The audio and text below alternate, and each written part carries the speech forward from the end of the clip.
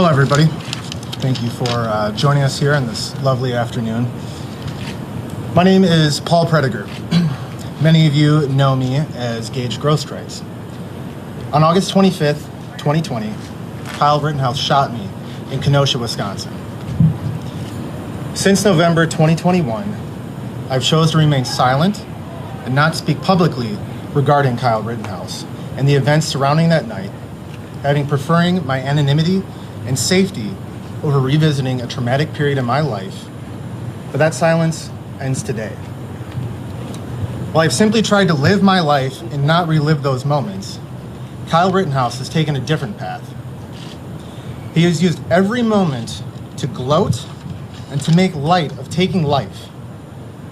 As if that were not enough, Kyle has embraced and been embraced by those who peddle hateful rhetoric, who believe in nationalism that excludes those who do not look like or think like them, and who have sought to amplify a troubling desire for violence against supposed political, cultural, and religious enemies.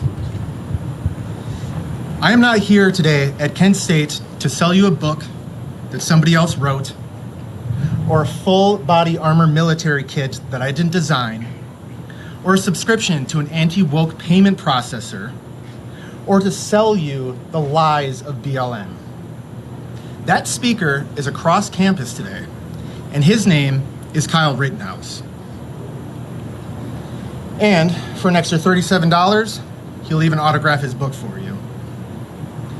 But what I am here to do is to stand with the students of Kent State who have had enough.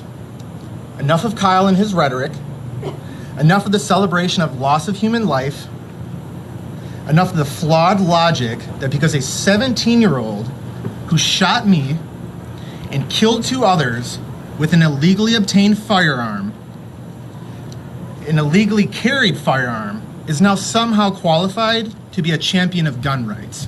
Enough of the sad fragility that proclaiming and accepting Black Lives Matter, because they do, somehow devalues or threatens white lives. Enough of the lies and the deceit that has been told by Kyle Rittenhouse for over 3 years about what actually happened in Kenosha, August 25th, 2020.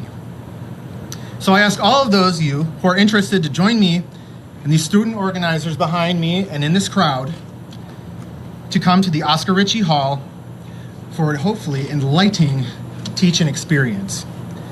Because students deserve an alternative to the hate and division that Kyle Rittenhouse seeks to sow on campus. And with that being said, I'm very thankful for my invitation here and being able to be amongst y'all. Thank you.